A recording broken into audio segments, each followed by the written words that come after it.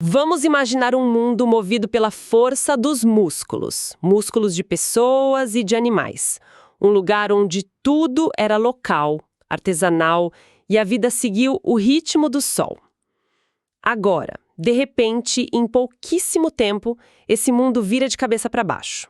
Começam a surgir fábricas com chaminés gigantes, soltando fumaça preta, trens a vapor cortando campo e cidades que explodem de tamanho. Isso não é ficção, foi a Revolução Industrial. A nossa análise de hoje mergulha fundo num conjunto de materiais sobre esse evento que, mudou tudo. E a missão é tentar entender: essa revolução foi um motor de progresso ou foi uma catástrofe disfarçada? A gente vai ver como começou, as fases, os impactos, os bons e os terríveis, e como o legado disso tudo define a gente até hoje. E as fontes são unânimes. O epicentro de tudo foi a Inglaterra. E esse é um ponto fundamental, porque, sabe, não estamos falando só de tecnologia, não é só sobre a máquina a vapor como um objeto. Foi uma reconfiguração completa da experiência humana. A revolução mudou como as pessoas viam o trabalho, o tempo, que passou a ser o do relógio da fábrica, não mais o do sol. Mudou até o lugar onde se vivia. Foi uma ruptura sísmica. Exato. E a primeira coisa que me chamou a atenção nos materiais fez justamente isso. Por que Inglaterra? Eu sempre pensei que era simples. Inventaram a máquina a vapor. Mas as fontes mostram que a tecnologia foi quase a última peça de um quebra-cabeça. Bem mais complexo. É uma observação perfeita. A invenção muitas vezes é a consequência das condições, não a causa. Os materiais falam de uma tempestade perfeita de fatores que só existia ali, naquele momento. O primeiro, e talvez o mais óbvio, era o capital. A burguesia inglesa era absurdamente rica. De séculos de comércio, né? Exato. Comércio global, exploração colonial, políticas mercantilistas. Tinha rios de dinheiro só esperando para serem investidos em algo novo. Ok, o dinheiro estava lá. Mas e a mão de obra? O que me impressionou foi de onde ela veio. Não foi natural. As fontes falam muito das leis de cercamento, os Enclosure Acts, que na prática foi o governo privatizando terras que eram comuns e expulsando milhões de camponeses. Exatamente. Então, a inovação dependia de uma crise social no campo. Precisamente. É uma ironia bem cruel. O progresso industrial foi construído em cima do desenraizamento de populações inteiras. A fábrica precisava de gente desesperada quase tanto quanto precisava de carvão. O que nos leva ao terceiro fator. Os recursos naturais. A Inglaterra teve a sorte geológica de estar literalmente sentada em cima de reservas imensas de carvão e minério de ferro. O combustível e a matéria-prima. Daquela primeira fase, sim, essencial. Certo. Então vamos juntando as peças. Tinha o capital para investir. A mão de obra expulsa do campo. Sim. E o combustível para alimentar as máquinas. O que faltava? Faltava segurança para quem ia investir todo esse dinheiro. E esse é o quarto fator, a estabilidade política. A Inglaterra já tinha passado pela Revolução Gloriosa um século antes. Certo. Então, a monarquia parlamentar garantia os direitos de propriedade.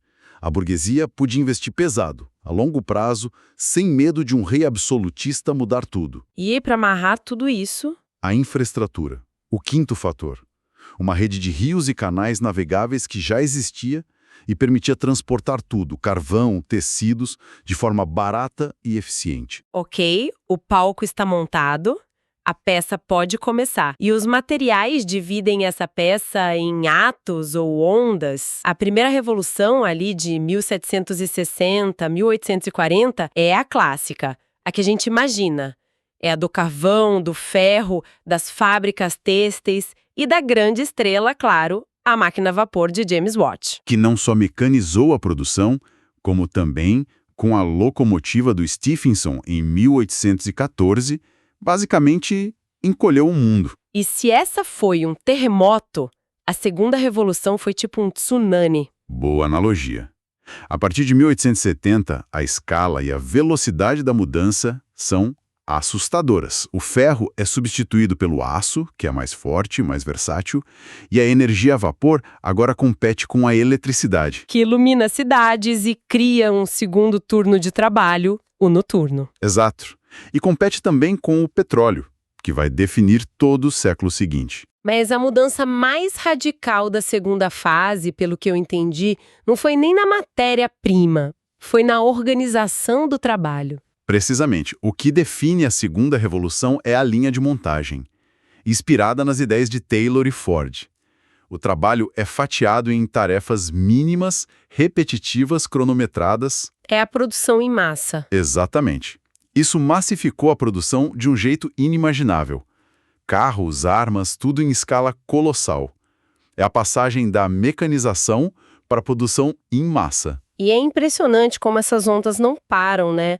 Os materiais chegam a citar a terceira, da eletrônica e automação, e a quarta, que é a nossa, com inteligência artificial, biotecnologia. É uma linha direta. A gente consegue traçar uma linha direta do algoritmo de hoje até aquele primeiro motor a vapor. Olha, eu sempre pensei na Revolução Industrial em termos de máquinas, invenções dentro de uma fábrica, mas o que os materiais deixam muito claro, e que eu achei fascinante, é que a verdadeira revolução foi na logística, na capacidade de colocar o mundo inteiro em movimento. Exato. A revolução não ficou contida, ela transbordou. Se a gente olhar para a circulação de pessoas, o impacto é gigantesco. Teve o êxodo rural, que já falamos, que inchou as cidades, mas também teve migração internacional em massa. Milhões de europeus fugindo da pobreza vindo para as Américas. E tem um ponto crucial aí, a migração forçada. Fundamental destacar isso. A sede das fábricas de Manchester por algodão, por exemplo, intensificou e prolongou a escravidão nas Américas. A engrenagem do progresso era lubrificada pelo sangue de pessoas escravizadas. Não dá para ignorar. E essa engrenagem movia não só pessoas, mas produtos. A imagem que as fontes traçam é de uma teia global. É impressionante. O algodão era plantado por uma pessoa escravizada nos Estados Unidos, viajava num navio a vapor para Liverpool, virava tecido numa fábrica em Manchester por um ex-camponês e depois era vendido para um comerciante na China. É o nascimento do mercado global como a gente conhece hoje. Exato. E isso, por sua vez, leva à circulação de culturas e ideias. Esse fluxo todo de gente e mercadoria carregava novas formas de pensar. Liberalismo, socialismo. Ideias que nasceram no calor da Revolução na Europa. Sim, e se espalharam pelo mundo em livros, em jornais, na bagagem dos migrantes. Mas, claro, esse fluxo não era nada igualitário. Não mesmo, foi uma homogeneização muito forte, né? Produtos industrializados substituindo o artesanato local e um imperialismo cultural claro. Sim, onde a Europa impunha sua língua, sua religião, suas instituições. As colônias eram vistas só como fornecedoras de matéria-prima e mercado consumidor. Um jogo de cartas marcadas. Totalmente. Embora, e isso é um ponto sutil nos materiais, mesmo nesse cenário de dominação, surgiram coisas novas, formas de resistência e sincretismo. O samba no Brasil, por exemplo, nascido da diáspora africana num contexto urbano pós-escravidão, é um filho complexo e brilhante dessa era. É um bom ponto. Mas toda essa fumaça, todo esse barulho das máquinas, eles deixaram uma sombra bem longa, não é? As fontes pintam um quadro assim, absolutamente brutal de como era a vida para a maioria das pessoas. Brutal é a palavra certa.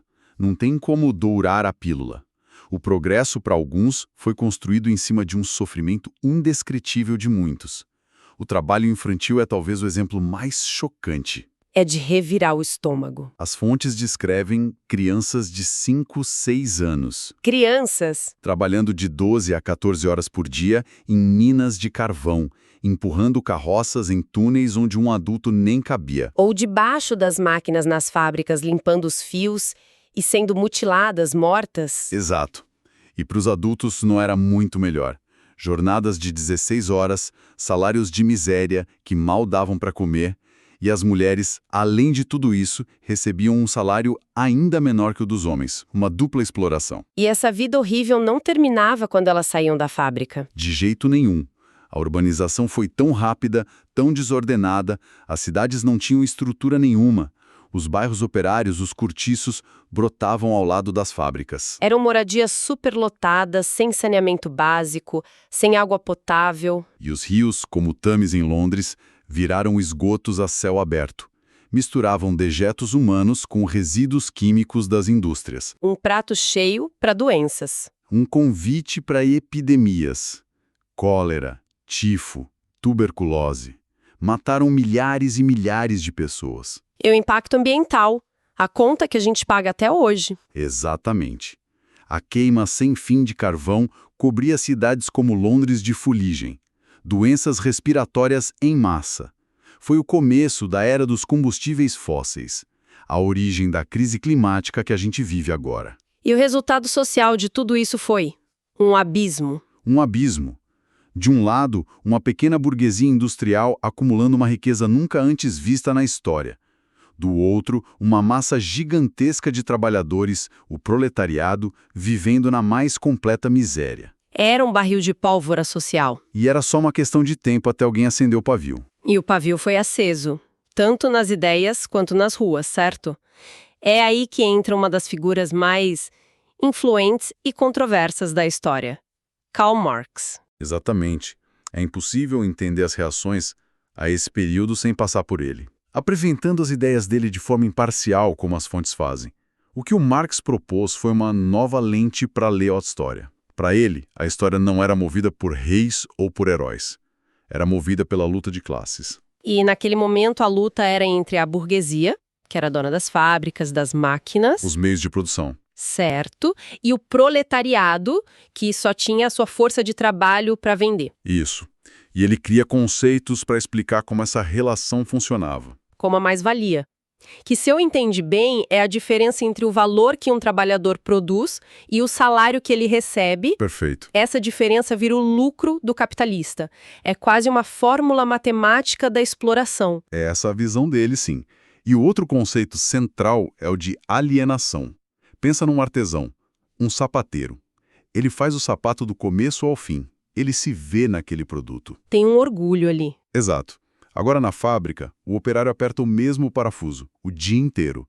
Ele não tem controle sobre o processo, não se sente conectado com o produto final. O trabalho, que podia ser uma fonte de realização, vira só uma coisa mecânica para sobreviver. E a partir desse diagnóstico todo, ele propõe uma solução bem radical no Manifesto Comunista. A união dos trabalhadores para derrubar o capitalismo. Mas enquanto Marx escrevia sobre isso, os trabalhadores já estavam agindo nas ruas. Sim, a resistência no chão da fábrica foi imediata. Primeiro tivemos o ludismo, que era um movimento mais de desespero. Operários quebrando as máquinas, que eles viam como a causa do desemprego. Depois veio o cartismo, que já era mais político, né? Bem mais. Eles lutavam por direitos. Redigiram a Carta do Povo exigindo voto universal masculino, representação no parlamento. Mas talvez o legado mais duradouro dessa resistência toda tenha sido a criação dos sindicatos. Sem dúvida. A ideia de que sozinhos eles eram fracos, Mas juntos. coletivamente eles podiam negociar. Podiam lutar por salários melhores, por jornadas mais humanas, por um mínimo de segurança. A origem dos direitos trabalhistas que a gente tem hoje está nessas lutas. Foram lutas sangrentas. Então, voltando para nossa pergunta do início: progresso ou catástrofe? No fim das contas, fica claro que a resposta não pode ser sim ou não. A Revolução Industrial foi um divisor de águas. Ela nos deu a ciência, a tecnologia, a produção em massa, o mundo conectado que a gente conhece. Mas o preço? O preço foi uma brutalidade social e uma degradação do meio ambiente que, bom, não tem precedentes. Exato. Seus legados são paradoxais e estão por toda parte. A interdependência econômica global, que permite a gente ter um celular com peças de dezenas de países, é um legado direto. Mas os desafios climáticos que ameaçam o nosso futuro também são. A estrutura das nossas cidades, nossas relações de trabalho. A própria ideia de emprego. Tudo isso foi forjado ali. Entender a Revolução Industrial é, de fato, entender o DNA do mundo moderno. Os materiais detalham muito bem essa transição. Do artesão que controlava todo o processo para o operário fragmentado da fábrica, que gerou a alienação que o Marx descreveu. E isso me deixa com uma questão final para a gente pensar. Hoje, com a quarta revolução industrial, com a ascensão da inteligência artificial, que pode escrever, pode criar arte, pode programar, a gente está testemunhando uma nova e mais sofisticada forma de alienação, onde até a criatividade é separada do trabalhador humano? Ou pelo contrário? Será que estamos diante de uma chance única de finalmente nos libertarmos do trabalho repetitivo e redefinir o que significa valor e propósito na nossa sociedade?